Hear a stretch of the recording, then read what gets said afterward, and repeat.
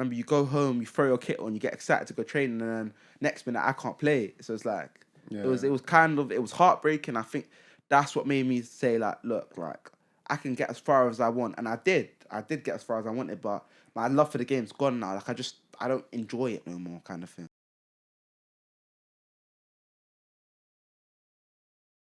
Welcome back to another episode of Quality Touch Podcast.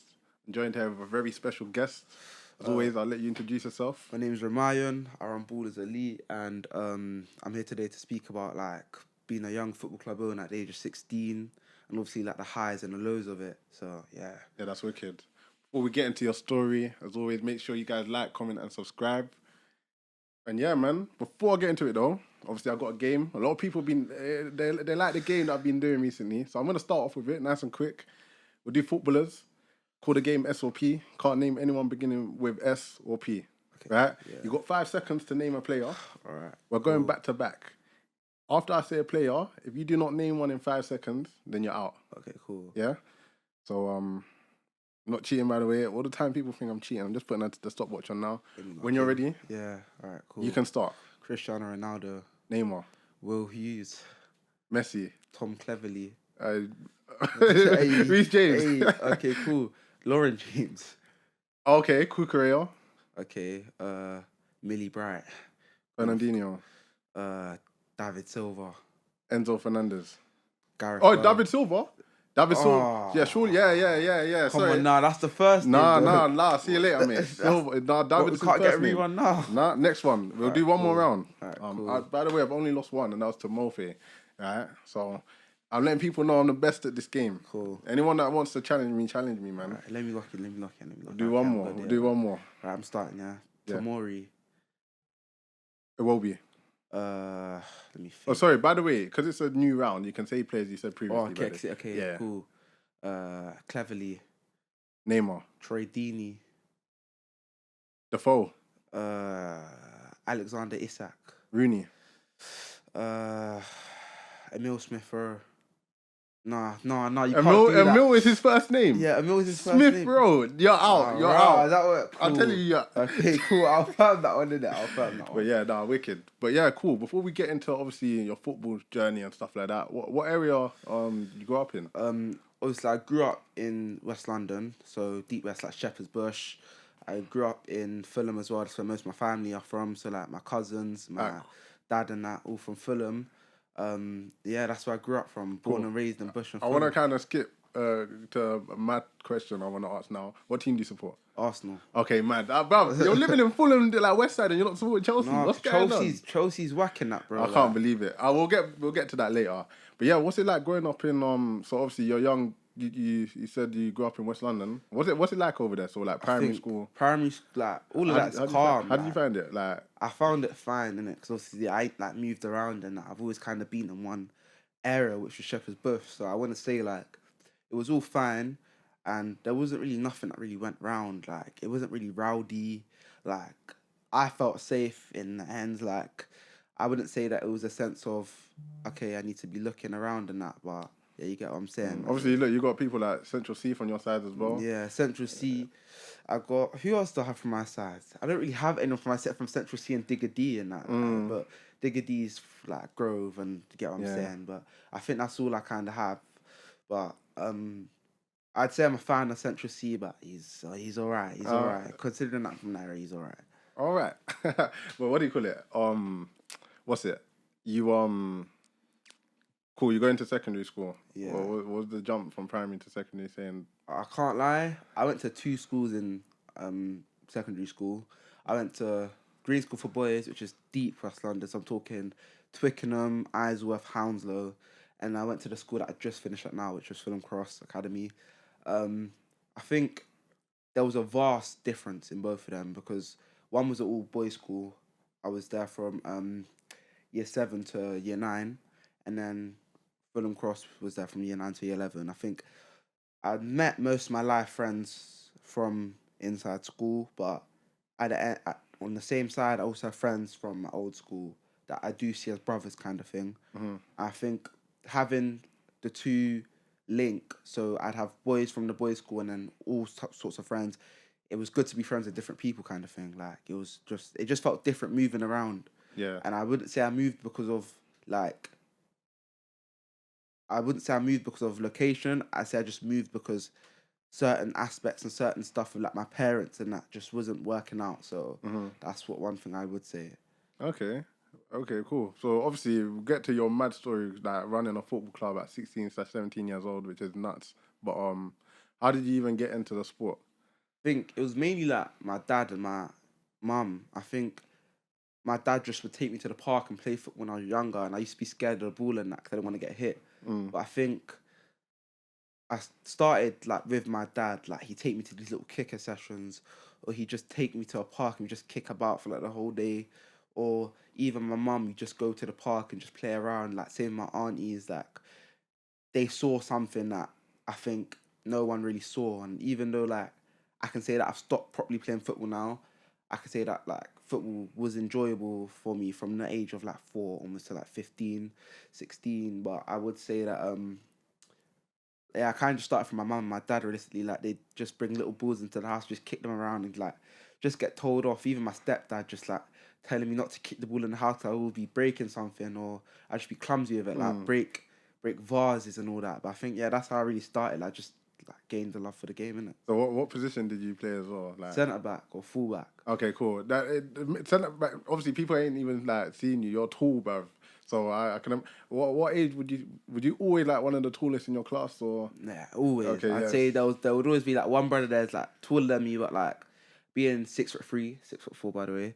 Anyway, I think being like that high at the age now, kids are slowly catching up. I can't say they're there, but they're slowly catching up. So I think I was always one of the tallest, and always like it was harder for me to get fit in with football because obviously taller people have longer legs. And I can say that like running weren't really a part of me. And I've always been like slow, but if it needs to come to that, I would always run. But I think just being tall, I hate it sometimes and I love it sometimes. But yeah, Did you ever So did you play any other sports like basketball? The only one I could like really say I played was like ping pong, like table tennis. Oh, is it? The only one I can say I really played. In many episodes, I think there's a guy called Jem. He does like freestyle football on TikTok.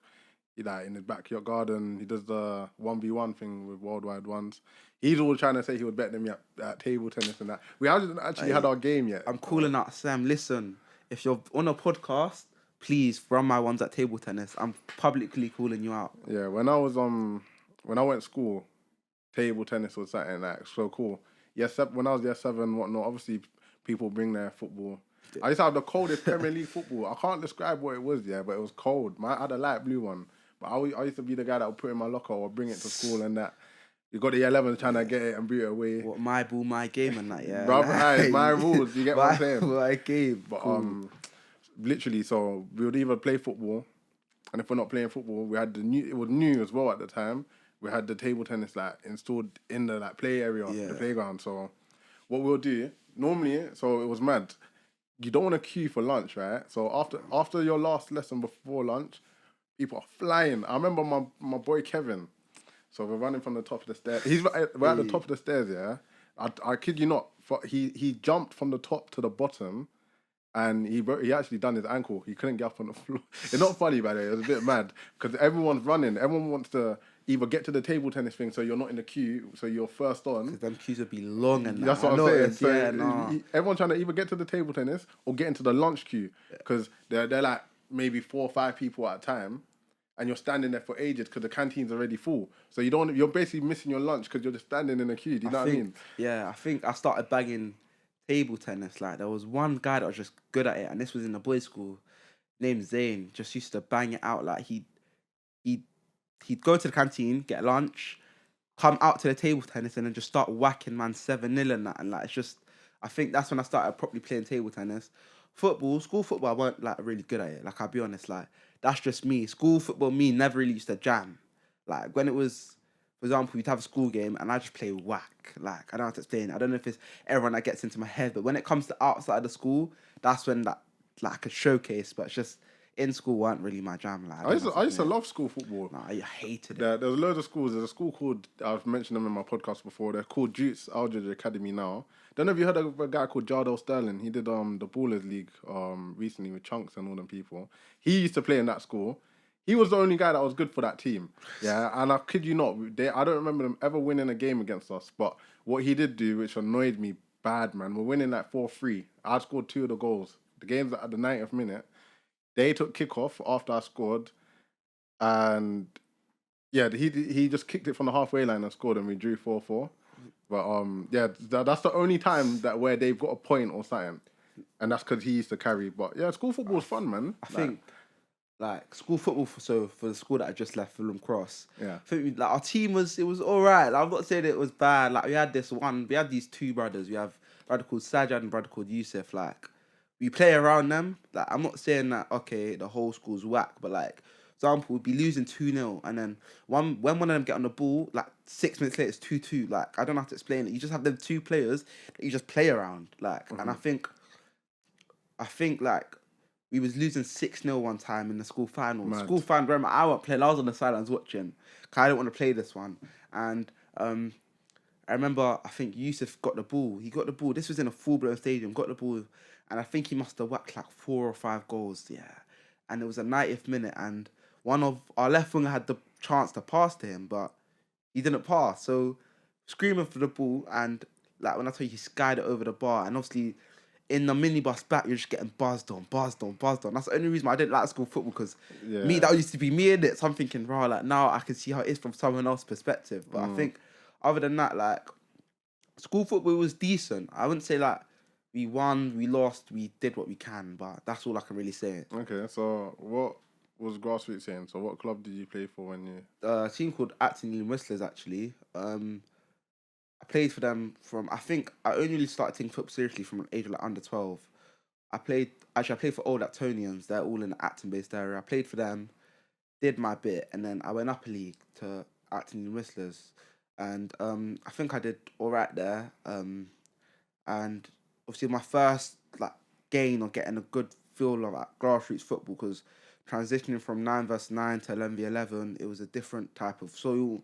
Obviously your fitness is not up to tax, so then you got to try the extra bit harder, and then you have people watching you. Like for example, like if you go into another story, injuries, like can start speaking about injuries. I think I was injured for 14 months at one point, so I done my whole knee. So I done my ACL, I done this bit of my knee, like the bone dented, like not dented, but I've lost a bit of my bone.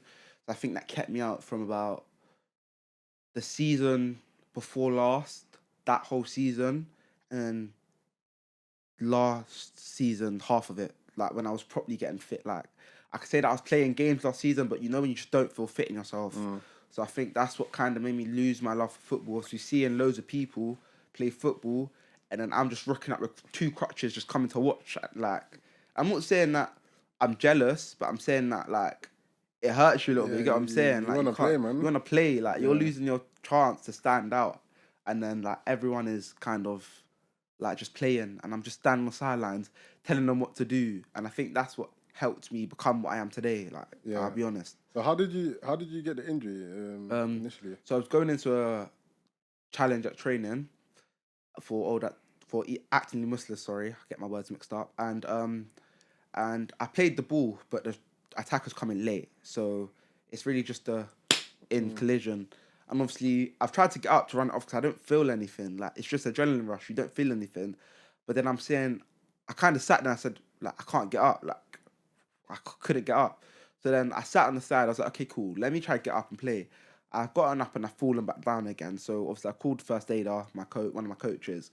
He wrapped my knee and I said, look, like, I can't do this. Like, and these times I used to just go training on an electric scooter. So I thought I was the guy in it, just whizzing on an electric scooter. But yeah. So then obviously I've gotten up and it's taken me 15 minutes to go from the pitch to the car.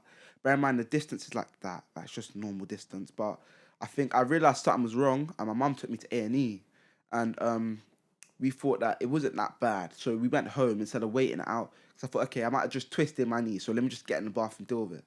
And then I think I just woke up screaming in pain at like 5 a.m. And I think that's when I kind of knew, like, rah, like, it's either I can go now or I have to sit out. So we went that same day. We was in hospital for like 3-4 hours. X-ray, nothing. They were telling me that it was fluid, nothing. Constant MRI scans, nothing. I don't even want to cut your story because bruv, I had the exact same thing. I've got my next scan when I come back from holiday on the 18th for my knee. I stopped playing football, like properly, should I say, when I was around 17, 18. That's about 7 years ago. I've had countless MRI scans. I only found out recently what it was, and they said that it was my ACL. They told me the same thing. Yeah. Well, basically, they said I got osteoarthritis now. The cartilage is all gone, but I was getting told, it's my IT band. It's this, it's that. They didn't know. Yeah, and then I said MRI. Okay, cool. Gone to the MRI, and then hospital was just becoming my second house. Like physio, I couldn't balance on my knee. Then they were telling me I need to go to the trauma ward to see what's wrong with my knee. Then they were telling me I needed a needle to figure out what's with my knee. Then one of the doctors, then I asked the doctor, look, when can I start playing again? And she said, okay, in about 4 months. I'm thinking, what am I meant to do in 4 months, which is unique and which is no one will follow me on? And I just sat there, like, pretty much for 4 months. Like, my best friend, Kyrie, can tell you everything. Like, I sat there and I was like, I can't play football. Like, at this point, I'm watching him play football. Like, I'm going, because he plays for QPR, obviously, he's a scholar. So I'm going. Oh, I know who you're talking about. Yeah. That's mad. Okay, wicked. Yeah. I'm going, and I'm just watching him bang ball, and I'm like, raw, like, I'm not saying that could be me, but I could be playing football myself. Instead, I'm going to watch the next man play football. No violation to Karius, but I just had to say that. And it's obviously, like, same thing. Like, I still go and watch him to this day. It's not like I don't go and watch him. It's not like I don't go and watch one of my boys, Parvo. I watch everyone, but it's just like, I could be doing my own thing if it weren't for my knee. And then the doctor said, okay, it's your ACL. So I'm sitting, and I was looking at my mum like, she don't know what it is. She don't understand football. She ain't a football mum. So I'm like, cool. I've done in my whole knee, and I can't sleep properly. Like, I couldn't do anything. I couldn't even get up. I couldn't walk properly. I had to have a whole brace, like a full knee brace on for my knee for me to be able to go to school again. Like, you get what I'm saying? Like, I had to have a full, like, crutches for me to go to. I couldn't sleep. I had to, like, sleep in a special position.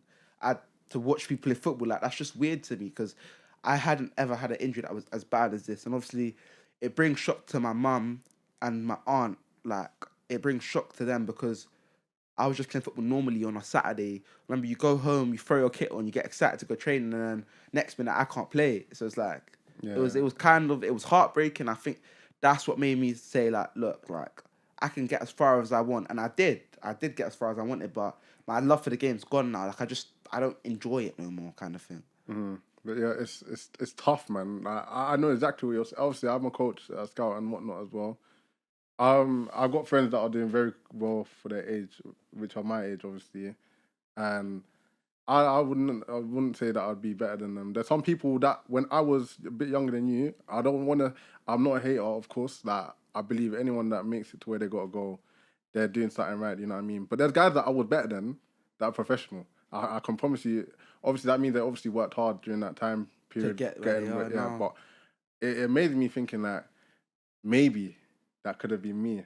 You know what I mean? You get those like, thoughts. That's what I'm saying. Like, obviously, I can say, like, people from the ends will say, like, yeah, like, I wouldn't say that I was top at ball. My top is okay, cool. Like, for example, we just speak about Kyrie's. That's my top. Like, he's playing 21s and 18s week in, week out. Like, obviously, one of my other friends playing first team football at Cobham at the age of 16. That's my top. I wouldn't say, yeah, cool, I was there. But I can say that if it ever came to a game where I was needed to pull my weight, like, I can properly pull my weight. Like, I'll be like, okay, cool. Like, here's what we do, and then I can execute that. That's what I was ever told. Like, I can say that I wasn't top, but I was there. The thing is, whether you were top now, you never know what could happen. Yeah, like I said, the people that I know, there were guys that weren't that good that are very good now. So it's very unfortunate, but at the same time, what is good is it opens doors for another avenue. Like, did you ever think that you would end up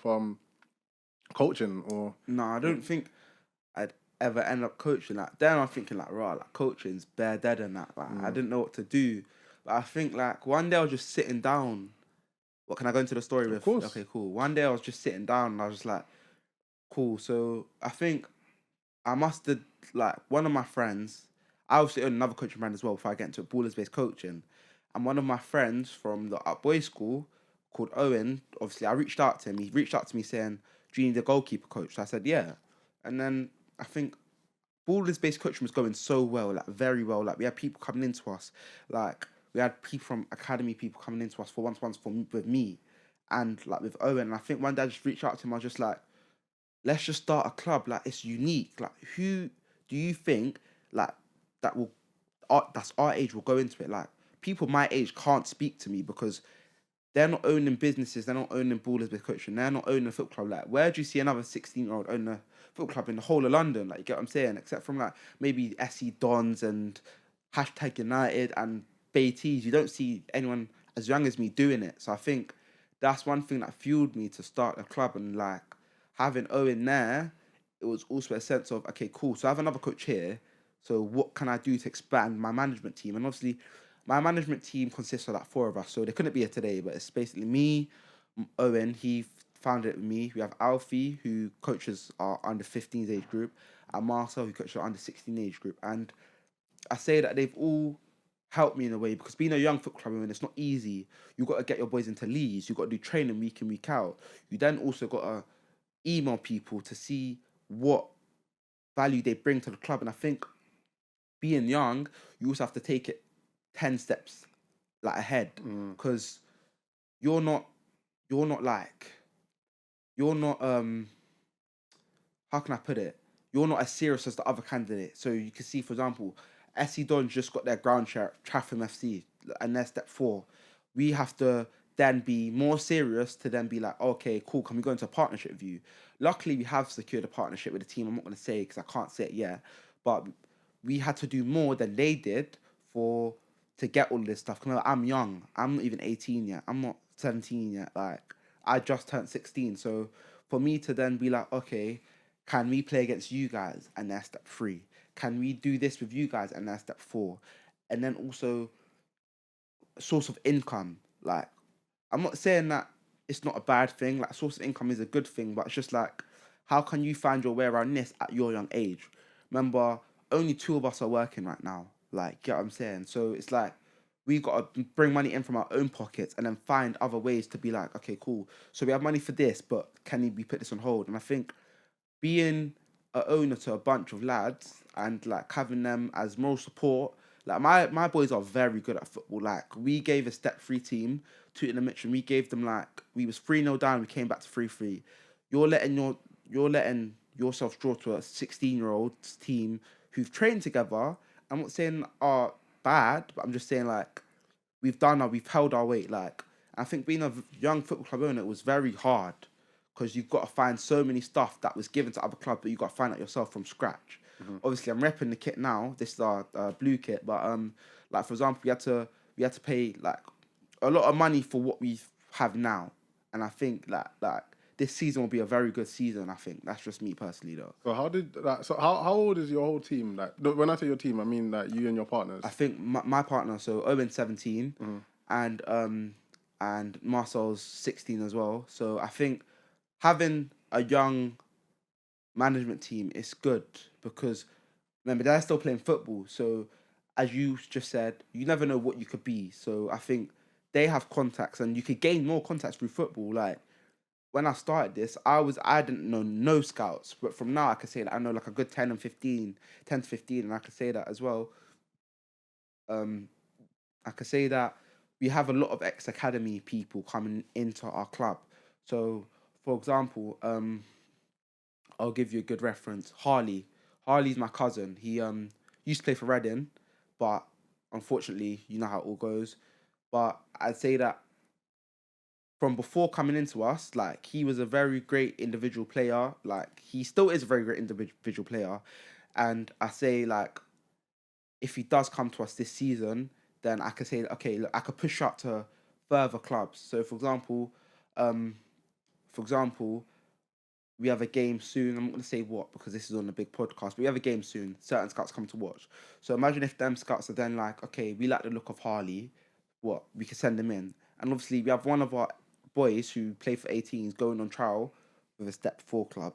Step 3 or step 4. I can't remember who, but it's just like being 16 and sending boys onto trial that are even older than you or your age, you know how good that sounds. Like you're like you couldn't finish your story, so you're helping someone write theirs. Yeah, that's really good. But what I wanted to ask is, by the way, it's amazing what you're doing. But how would it could be very challenging, obviously being young, but gaining respect, but also managing players, whether they're your age or younger. Do you think they're able to take you seriously?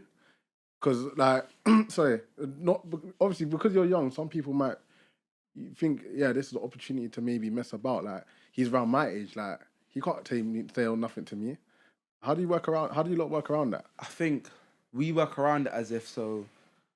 Yeah, the boys can have a fun laugh at training, but when it comes to match days, like the boys know, like well, go on, like we need to win. Like it's not a thing where like, okay, cool, you look mess around. Like I'm not saying like any of my boys they mess around at training because yeah, there's some aspects of it like I can be messing around too. Like that's just me. But when it comes to okay, we need to get our heads down and do this. So we have a structured training plan. So you come in, you do your fitness, and then you do your drills. But the way we run it is very unique to other clubs. So my boys, they don't like running. That's like a fact. They do not like running. Like I can say that my boys are fit, but they just don't like running. So for me to fuel them, I'd say, okay, if you got messed up, you run straight off the bat. Messed up, they go. Like you get what I'm saying? And that thing, that like line will say, okay, we need to actually pattern up. Let's do this. Let's get this. And I think when they're asking when do we have next games, or when they're laughing and like messing around training, I just take away their privileges. So for example, you would come to the next shoot. Okay, I had a scout come to watch you. That scout will now go and watch someone else. Okay, and I'm not trying to stunt anyone's growth for this. It's just if you can't listen to me in training, how do I expect to give you minutes on match day? Like, for example, like we ain't lost the game yet.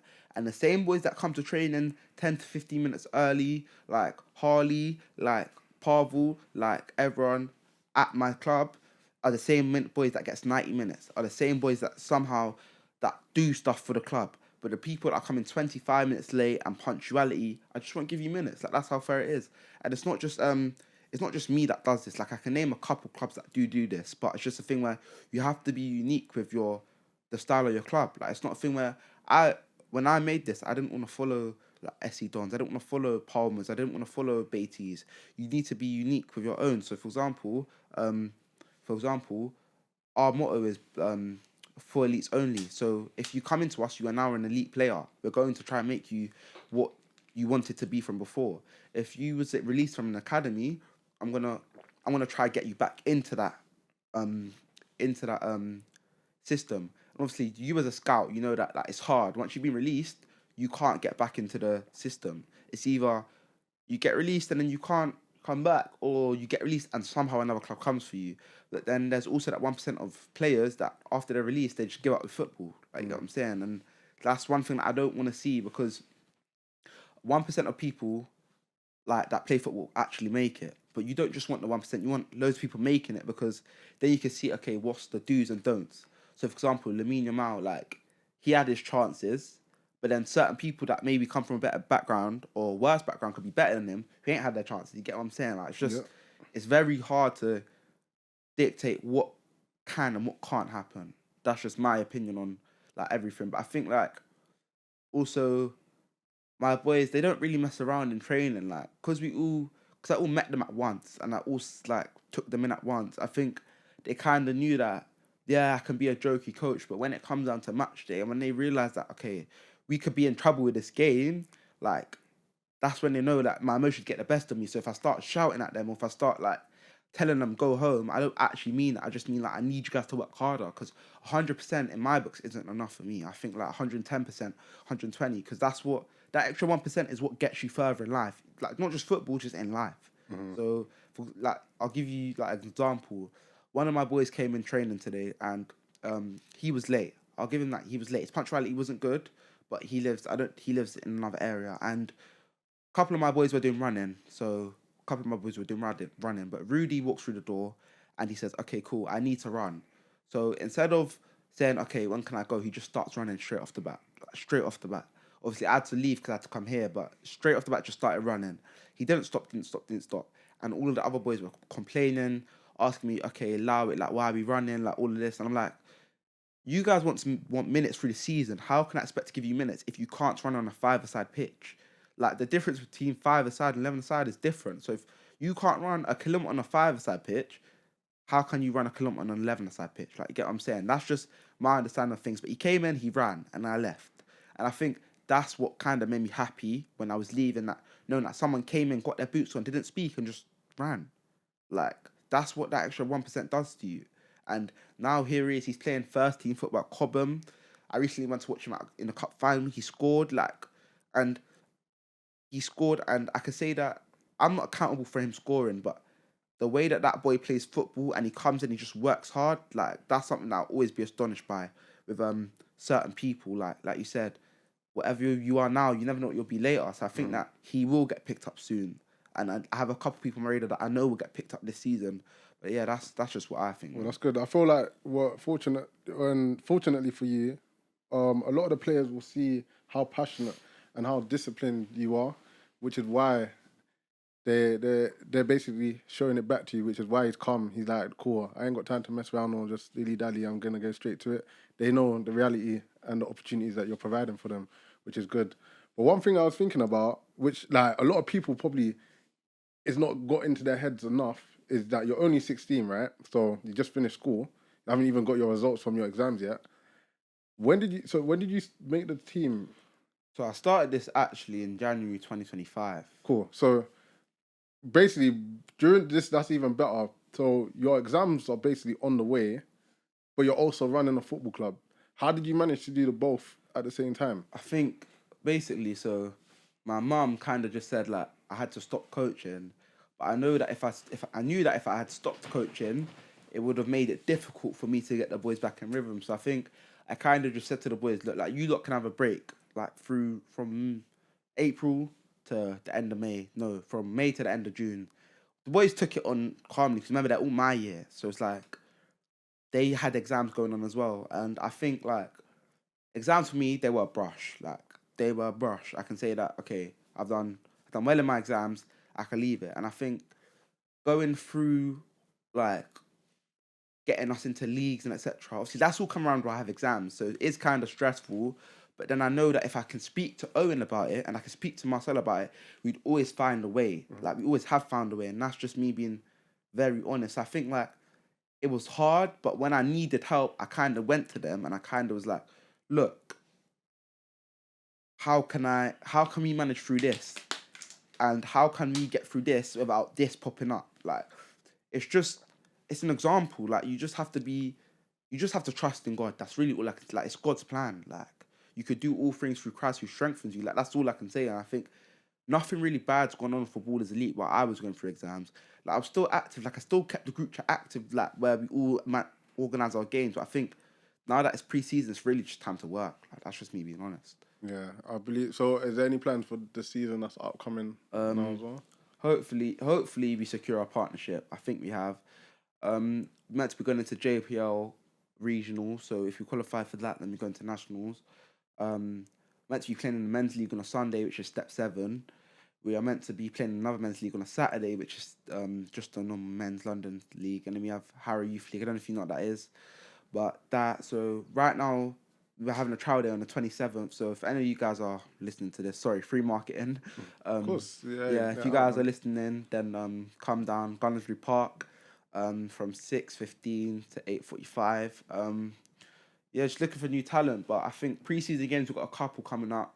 You've got a game against Academy A95 with their founder Dylan Barnes, who used to run Barney or something like that. Who are now partnered with MK Dons. We have a game against Workrate Coaching. We beat them 4-2. Not cocky, but we did beat them 4-2. They had a very good squad. That was our first actual game, like, as Ballers Elite. Before the kits even come, we just booked up and played them. And then we should have a game against Ballers Nation, my good friend Bobby Bertram's team, and Workrate, my good friend Kayo's team. But yeah, that's all of our pre-season, and then season starts in September, and that should really be it. Wicked, man. I'll go back to your team in a bit though, but I think that's amazing, being so young, being able to manage countless things at the same time, especially while doing exams as well. I think you should be proud with what you're doing and how far it's going to go. But the last bit about school, obviously, I like to see how people did. You said you were very confident with your exams and that. Very confident. What was your favorite? What was your like best subjects? Would you say? Oh, best subjects.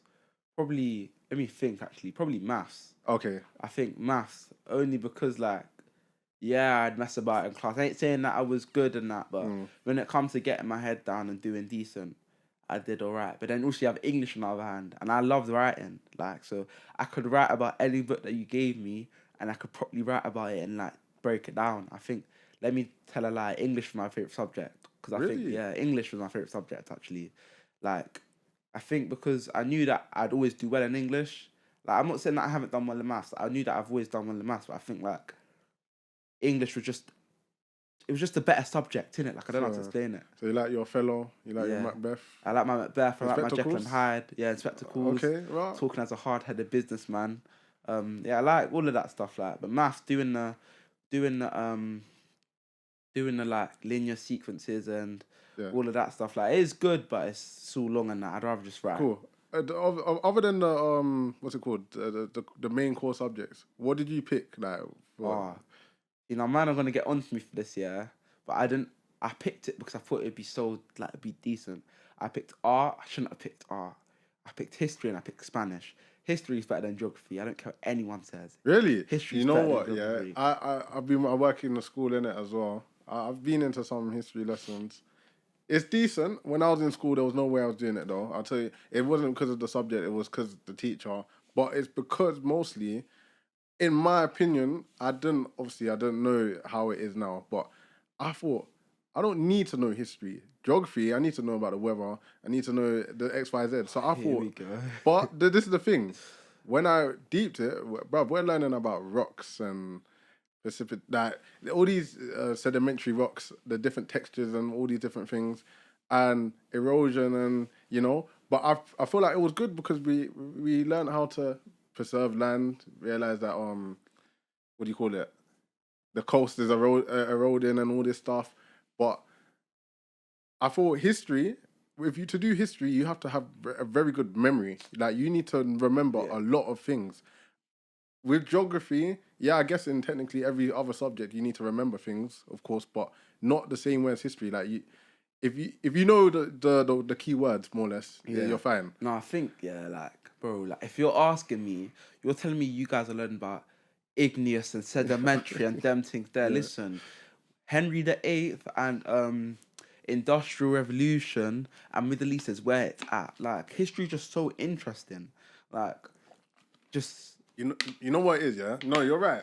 But what it was for me is I'm thinking, what job can I get this GCSE, what job can I didn't know this is the thing, I wasn't educated in it. What job can I get? What, I'm going to work in a museum? Bruv, I don't, what do I need history for? Whereas geography, I don't mind being a weatherman saying, today is 27 degrees. Nah, man. Make sure, you know what I'm saying? Nah, bro. Nah. Listen, you lot are going on a 1 hour trek for a school trip to learn about rocks. Are you, listen, bro, there is more of a chance of you doing something with history than doing something with rocks. Like, there's set guys that go to my school that are thinking like, right, like, they're actually looking at the rocks on the floor and they're identifying it as graphite and that. Like, who does that? Nah, I hear it though, but you never know. If you look, see, you did history, me doing geography. We have. Oh wait, is that a diamond? Ooh, that's a diamond, bro. Who does that, bro? Hey, you get me? But nah, I did business. I'm surprised as a businessman and someone that's so ambitious that you didn't pick business. We don't have business, we didn't have it. Oh, is it? No, ours was limited. We either had extra English, extra maths, extra math. What do you have? Sports science. I should have picked sports, but I was thinking like, bro, like, I got facaded by all this football thing, and then guys are learning about axle and decel movements. I was like, no, I ain't trying to do that. Like, why don't I just go and draw like Mario or something and art for like 10 hours? But like, can you draw, by the way? Listen, listen, I'm progressively failing art. I was on a U, now I'm on a 2, so I'll firm the art thing. It's fine. Yeah, there's progress though. There's progress. You get me? And even, how do you feel about obviously your results coming up? I guess everyone will be anxious a little bit. I'm cushy about it. Like, there's nothing to worry about. Like, if I know that I passed and I know that I've done good, then that's fine. I know that I've done fine. But then there's also a thing where it's like, I am anxious, but I know that I was revising. Okay, Like, that's good. my mum will say that I wasn't revising, but I was revising. I was doing my bit. Like, I'd sit downstairs, I'd revise. I'd then do something else, and then I'd revise. And I'd give it a day break, and I'd revise. Just like, look, it's not like I wasn't revising and I was going out. Like, I could say that, yeah, I was going out. I had a social life. But then when Mumsy needed me to be home and revise, I was revising. When she locked me down for the whole of exam season, and I'm seeing all the them go out, and I'm like, oh, like, I can't be here. Like, I'm trying to have to beg to go out. But she's like, no, like, you're at home revising. Like, I just had to firm it. Well, bruv, you got technically now. You lot technically, was it? You finished, I guess, June. Yeah. June, July, August. Bruv, like you more or less, month, like you got break. a good break, so you're not missing out nothing, man. With me, I feel like I don't have no regrets. I know I could have done a lot better as far as like. My school kept us back to do like an extra period anyway, so we'll finish school a lot later than usual. As far as revision, I feel like I played my part enough. But what I say to anyone that has got their exams coming up, but when I post this, your lots wouldn't have got your results yet. But as long as you did your best before that exam, so when let's say you're an A-star student in every subject, right? But you got a C in every exam, right? If you did your best during that time, during that test, that's the best you could get, right? Maybe you could have got better in the past, then, but at that moment, that's the best you got. Head. So you don't feel bad for yourself, yeah? Yeah, I think, obviously, I have two cousins that are in year 10. They asked me to mention them, so I have to. But okay. Yeah, Cameron and Missy, obviously, both in year 10, innit? So I think the one thing that I've always kind of said to them and, like, my aunt and their mum, just like, look, when I'm done results, you lots can have my revision. Like, I think they are smart kids. Like, I won't deny it. They're smart kids. But when it comes to schoolwork, like, one of them, it'll be that day that they're writing. The next minute, they're not. Like, you get what I'm saying? So I think having myself in year 11 and having them in year 10, it was easy to steer them on and be like, okay, look, like, guys, like, we have to get this done. Like, and I've kind of always told them from before my results, start revising from September. If you know that you're a forgetful student, you need to start revising. Like, if it takes you 6 months to get through the content from September to Christmas, then that's fine. You still got the other 4 months to get through that content to that content. Mm-hmm. And as well, what I'm liking that schools do is from after Christmas, it's just a relapse for content. That's what my school did anyway. So we finished Macbeth around October, and then we did Jekyll and Hyde, then we did Inspector Calls. We relapsed it. And I think that's what's helped me get the top grades for my exams. Okay. And I think that having two cousins that were there from the off, even with Ballers Elite, that they've come to every training session, I think, like, I could steer them on to do better. So, for example, my cousin's starting a little lash business. Like, so we'll use this as a story. Starting a little lash business. And she's like Ballers Elite. She's 15. You don't see, kind of do see other girls doing it, but then you don't. Get what I'm saying? So it's like, it's just unique. I think that's what I like having around me, uniqueness. Like, you don't see no one doing what I'm doing. You certainly don't see no one doing what you're doing. You certainly don't see no one doing what she's doing. So it's like, it's good to just have a sense of, like, unity there. Like, we're all doing stuff uniquely. Yeah. You know what? I never mentioned. So when I was in year 7, bruv, that was time ago, bruv. I guess I always had that I was ambitious. I always had that mindset, yeah. So I needed to make money. I was that guy that was selling in school. Yeah, so cool. This is how it is, yeah. I was year 7, by the way. I'm year 7. Cool. There's guys in year 10. Our canteen, by the way, at the time, it stank. Bruv, no one was buying nothing in the canteen. The food was rubbish.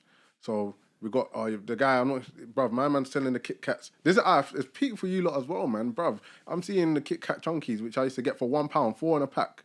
Like, it's like £2. Like, how am I making profit? Because we used to sell them for 50p each.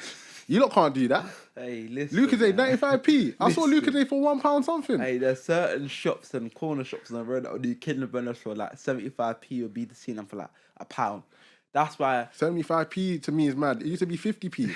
50p. You can buy Kinder Bueno with a coin, mate. You see what I'm saying? But even this time when we used to go to a corner shop, there was some crisp called like Transformers or Transformation, whatever it is, man. Or like 25, 30p. Oh, yeah, I know you know what I'm talking about? Hey, yeah, they used to be cheap and they were nice. Bang. After primary school, I used to ask my look, can I get a packet? Oh, so you know about it, yeah? Cool. I know about it. Trust me, I know about it. That was like 30p max, by the way, yeah. So we used to I would get that, maybe 2. Yeah, I could get a KA, the can, 49p at the time. I'm seeing 60 something p. Are you lot mad? Yeah, I feel bad for you lot. yeah, but it's KA 49p or Sun Exotic. That would you get Trust me, Sun Exotic is my favorite drink. Hey, exotic mango. Listen, if that's the last £1.29 I have, I'm going to the corner from bank on. Get me? So yeah, so I'll get that one of the crisps, maybe two, depending on how I'm feeling. Kinder Bueno and a Sun Exotic when I'm going home from school. With one coin, by the way. Maybe two. You lot gotta come with a 5 sheet to buy that. It's dark. Listen. I'm not like all these fools that will go corner shop and be like, okay, I'm gonna grab a popcorn and I'm gonna grab a drink. I'm gonna grab a chocolate. Like, this is Tesco meal though. Listen, just give me £1.29 and I'll have the Sun Exotic. I'm happy. Like, I don't really go corner shop. Like, you'll see me somewhere else rather than corner shop. Like, if I know that there's somewhere that I can get a value of better money, then I'll try it. But like, my dad's always taught me just try haggle. But I don't haggle because like I just use it at a set price. If I have the money, then why not? But I do think that like the prices of stuff from then to now is bare different, because my mum was also telling me like she could get chips for £1. Yeah, I've heard my mum said the same thing. My dad was telling me he'd get a pound from his dad, and like he had a chance to top up his bus pass or buy chips and walk all the way home. And it's like, right, I'm paying £2.60 for small chips now. You trying to? Yeah, that's deep. Yeah, wait, sorry. Yeah, £2? Mad. But yeah, but we're going back with the thing. So I'm selling in school and whatnot. Used to have, bruv. This is what I'm saying, man. So when we're in school, obviously you got the pouches. Like, you know, like a pouch, yeah. The night pouch. But no, not a night pouch. That's. It was a big one. Like, it was like a laptop bag, yeah. So imagine like I'll show you, yeah. So like, we used to have around your neck, but it's like this size, a bag, and you got all our school papers and that. So I have all my schoolwork in there, maybe a few Chewits and Vimto, like they were 50p at the time, and then I'll have Kit Kat Chunkies. I used to have like a string bag, yeah. So when you used to go JD, they used to give us people use it as a PE bag, yeah. A bag, the straw. So I used to put bare crisp and that in there, and then I'll have one more bag, yeah. I used to slap drinks in the fridge, and then come with like 30. So hear this, yeah. Man's walking to school like I'm going camping or something. I got this bag, that bag. I'll try and sell all the drinks early in the morning. That's £30 already. Remember, it will cost me about £10, £11 for 24 Lucozades. So I'll sell 30 in a day. That's £30 profit already. £20 profit already. Then I sold bare the Kit Kats. So I'm making, let's say I'd have about 20 Kit Kats. I make £10 profit because I'm buying 4 for £1. And then I'm losing count with the calculations. But I think roughly I was making about £50 profit a day. Like, you lost me from one. The numbers were moving. Yeah, the numbers are mad. The maths is over right now. I'm not calculating nothing. Hopefully I don't make no mistake, yeah. But I was making roughly £50 a day. And there was one time, I promise you, I had about £400 in me in my blazer, yeah. I don't know. Thank God these, bruv. So I had a hole in my blazer. You know when I used to put my keys in my blazer? Yeah. Eventually it made a hole, right? I didn't know this though. Okay. And I'm walking around school. I put my hand in my blazer. £400 is not in there. I'm thinking, where the hell is my money? Yeah. I'm fretting. I'm shook. I'm like, bruv. Like what? Who's robbed me? I'm sweating. I'm thinking, did someone take my blazer? This is my blazer because my name's written in it. I'm moving mad. I'm asking someone, have you seen it? People are like, I don't know. Anyways, I go to the guy named Mr. Johnson. Someone said these girls, 2 girls in my year, so year 7 or 8, year 7, they found the money and they gave it to the teacher. £400 on the floor, they gave it to the teacher. And I'm thinking, what the hell do I say to the teacher? To say that I had £400 and him believing it was mine? So I just mean like to Mr. Johnson, have you seen money? I was going to go buy a PlayStation. Obviously, I wasn't. I'm buying a PlayStation after school, and I've lost it. He said, oh, yeah. Bang, he gave it to me. He didn't even think, like, he didn't even... So, they didn't even take 1p. They gave him all the cash. So I like to them, look, I'm going to give you a Kit Kat. I'm going to give you a Kit Kat. Hey, you 4 bills for... Hey, I think I have a relatable story. So this girl, we're going to call her Jody. I'm not going to say her real name. I'm going to call my boy by his real name, Isaiah. So basically, she's buying a phone off me. Bear in mind, I'm a reseller as well. So I do a lot of things. Buying a phone off me, and she must have just giving like me straight cash. Like, must give me like 600, 700 pounds before school in the morning. So I'm thinking, okay, cool. Like I'm gassed. Like, right, like, I got 7 bills on me. Don't get it twisted. So I think one of the year 11s must have found out I had 700 pounds on me, and I was going to science. Must have walked past him now, and he's like, "Oh, I know you got 7 balls on you. Don't let me grab that." I'm thinking, raw. Like now, I'm like, okay, cool. So like I'm on the radar now. Like, what's gonna happen? And so I must have asked one of my boys to hold it for me. I said, okay, can you hold this for me? I'll slap you a quick 20. Yeah, because I was still making profit out of it. And I said, can I slap you a quick 20? So they must have come to me at lunchtime saying, oh, where's the money? I was like, bro, like I dropped it down the drain. Like I just said the first thing I thought of. And he was like, cool. If I see you with that 7 bills, it's a serious problem. I'm thinking like, bro, like I've always been the kid that's like, I know that I'm gonna be the most famous. Like I know that I'm gonna be like, I'm doing decent for money and I'm getting sales and that. But like when year 11s are saying this to you, and I'm only year 9 by the time, so I'm thinking like, cool, like I'm shook now. Like if I get robbed, then it's different. But I think after school finishes, they're all joking. After school finishes, I must have gone to grab the phone. I must have gotten the phone, yeah. And bear in mind, I ripped my boy's coat. He was fighting, I ripped it, and I had to pay. I had to use all of my profit to pay for it. So it's like, and remember, this guy, the big brother, yeah, he had Yusuf. He had a big brother. He has a big brother. That big brother's scary, bro. Like he's proper scary. And I had to buy him a coat. I was under serious pressure. So I was like, okay, cool. Take the money. You can go and get your coat, yeah. And I must have seen them again. One of the year 11s. They saw me give the money to him. So I'm thinking, like, it's all long right now. Like, listen, I was like, he's like, hey, come here, come around the corner. I'm thinking, raw, like, and I'm on road, by the way. So I'm walking to wherever I have to go. So I'm like, I must go around the corner. He's like, I swear you said you didn't have that money. He's like, you're lucky I didn't catch you in school, you know, you're lucky. I'm thinking, there's no way I've just been G-checked by a year 11 on the road. Like, you know what I'm saying? Like, bro, but listen, I think, other than that, I haven't really had no money in school. Like, my mum will always tell me, okay, leave at home. Like, my mum's a very good mother. Like, she's protective because she knows the ins and outs. Bear in mind, she came from the same area as me. It's not like she came from one area and moved to the other. So she knows the ins and outs. So I always respect it. She said, okay, don't go here, and you can go here. Or don't go there, but please don't end up there. Like, you get what I'm saying? Yeah. Same with my aunt Yamba. Like, they're both protective. Like, those are both my mums. I think having two people, obviously my aunt's from South London, so and we're from West London, so it kind of correlates because you have people telling you do the wrongs, do the rights from wrongs. Sorry, do the rights from wrongs. Yeah, so I think just having that two people there just kind of helped me, and it kind of like they've been there my whole life. So it's like I ain't had no problems with my parents. Like I've been a very respectful kid. Same with like my auntie. I've been a very respectful nephew, and I do want to like just give a personal shout out to my mum and my auntie because obviously they've been there. My auntie Amber, she's been there from however long. I can't even.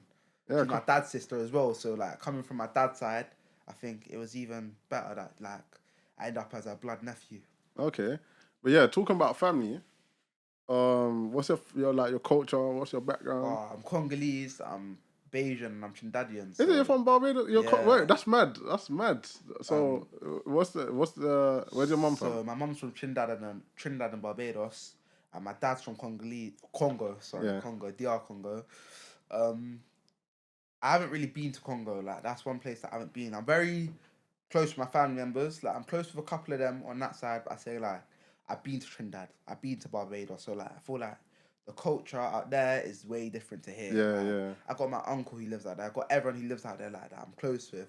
Whereas my Congolese side, like that's my dad's side, so I only see him like once a year. But I say like I defo raise my kids like in and around Trinidad and Barbados. Because it's more what you know mostly. More stuff out there. Yeah, I'm from Barbados. I'm going there this August. I'm actually planning to do some content over there as well. So depends if people want it. So people see what life is like. Yeah, on the other side, because everyone's on the same as like you. Everyone's on a journey, but you'll see how different it is coming from a different side of the world. You know what I mean? So I've been planning I might do the podcast over there. On my other page, I'm going to probably vlog it as well. I think just vlog it as well, because like, obviously when you say that you're from Barbados, not many people know where it is. Like, you know what I'm saying? Like, people know where it is, but it's like they ain't been to the country. Like, if you used to go to the Caribbean, where would you go? You'd go to Jamaica, no? Like, you'd go to like Grenada, you'd go to like St. Vincent, you just go to all the different places. I think like places like Barbados, they don't really get spoken about a lot. That's just what I think. That's my opinion on everything like that. But I think being a Bayesian kid, like, it was lovely. Like, I went out there like once when I was younger. I think I remember it to this day. It's just bare hot in that. What year was this? Um, If you remember. I was 2016. Wait, yeah, 2016. Okay, I was there that year. I was there that year. And then I've been to Trinidad like 4 or 5 times since. That's the second home. I'll be honest. Like, if my mum feels like going out there, she'll go out there. Like, but I think I got much love for my family in Trinidad and Barbados. Like, you're from West London. You're from Caribbean. Yeah. You go to Notting Hill Carnival. Yeah, I was there last year. It was my first time there last year. So my mum was like, "Oh, I don't want you getting stabbed." Oh, no, I hear it. Yeah. Like, I understand that you're protective, but come on, like, I'm trying to go there to see my culture, not see girls giving wines and that. Like, you know what it is, yeah. It's good that your mum's protective, but it's also important not to always think negatively. It's not. I mean, it's good to be cautious, but you don't want to you don't want to be negative, innit? You know what I mean? I think every mother's like that, regardless. I wouldn't take it to heart I've never taken something to heart. Sorry to interrupt. I've never taken something to heart with my mum. Like, she knows what she's saying. So if she's being protective, then I get that. I'll be like, oh, like, yeah, like, you're jarring. I don't chat to you for the rest of the day. But when I'm in my room, I'll sly think, okay, like, she's right. Like, let me even allow it. But I think, like, there's always been once. So I've never really taken anything to heart. Like, I've never really disrespected, and I would be like, okay, cool, like, don't chat to me. Like, I'll just be like, okay, cool, like, that's fine. You can think that, but also I think another way. Like, I wasn't really allowed to go out by myself till I was like 13ish, and that's with my friends. But now she has that trust in me where I'd be like, okay, cool, mum, can I go out here? And she'll just say yeah, and she'll be like, okay, be back by a suitable time. Be back by like 9:30, 10 o'clock if it's a push. And it's the thing where if I know that I'm going to be late home, just communicate with her and she won't do anything.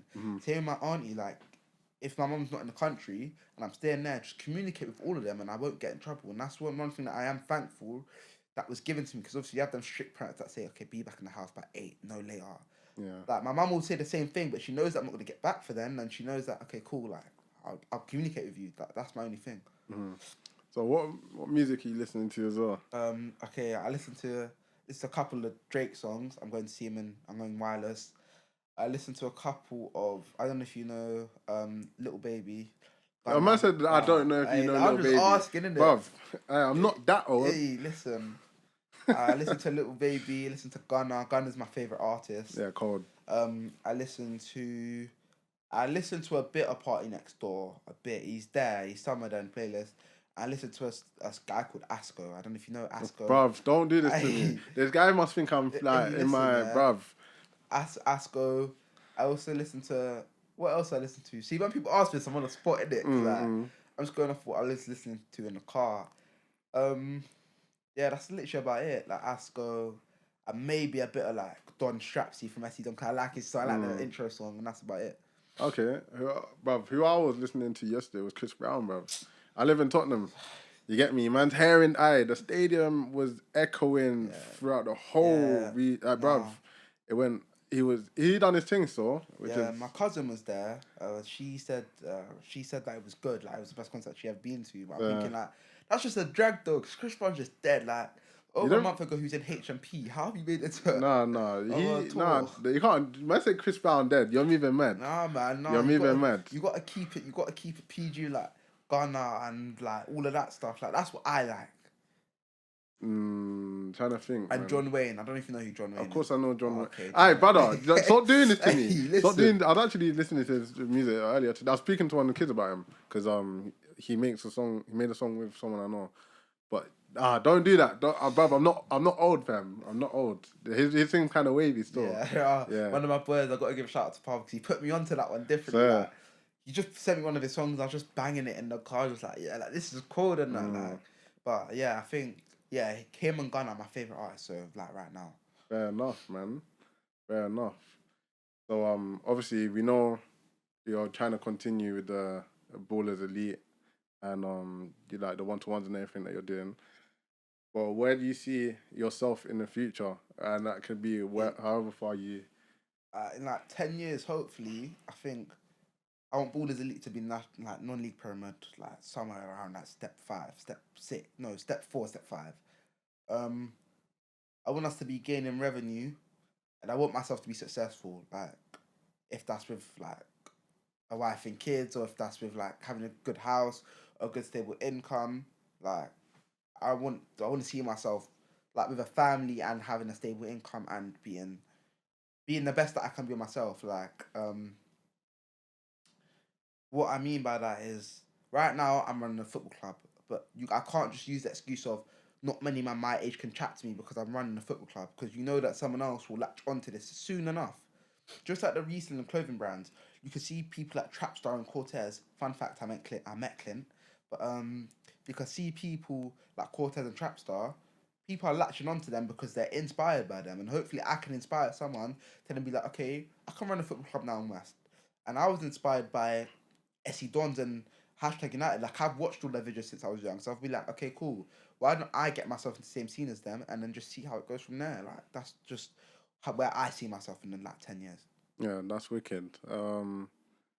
Before I leave you to give a message to everyone, is that everything you believe? Because you know what's mad? Every time I do the podcast with everyone, they'll be like, "Oh man, why don't I mention this? Why don't I mention that?" Do you feel like you've covered everything in your story so far? Everything, to be honest. Like, okay, yeah, okay, wicked. But yeah, like I said, before I wrap up the podcast, I always leave my guests to leave a message to those that are watching. My message is maybe like, I think personally, my message is just be the best version you can be of yourself. Like I said before, you can all do like you can do things through Christ, and I think like just try and be the best version of yourself. Like I said, nearly I was injured for 14 months, and I think now that I am the best version of myself, and now that I do have greater things coming up, I think, listen, if you want to do something, just put your head to it, put your mindset to it, and just grind in silence, because that's what For the Elite stands for. You grind in silence. You are an elite person, and all the boys that have come into me, and all my friends, and all the people I know are all elite people, and I think just keep doing stuff for your community. Like, that's the easiest thing to do. Like, just even if that's you just doing stuff and going out your way to help, just put your mind to something and just be yourself. That's all I have to say. Yeah, man. Well, that's wicked. Ramon, this is your journey to success on Quality Touch Podcast. We're out, man. Yeah.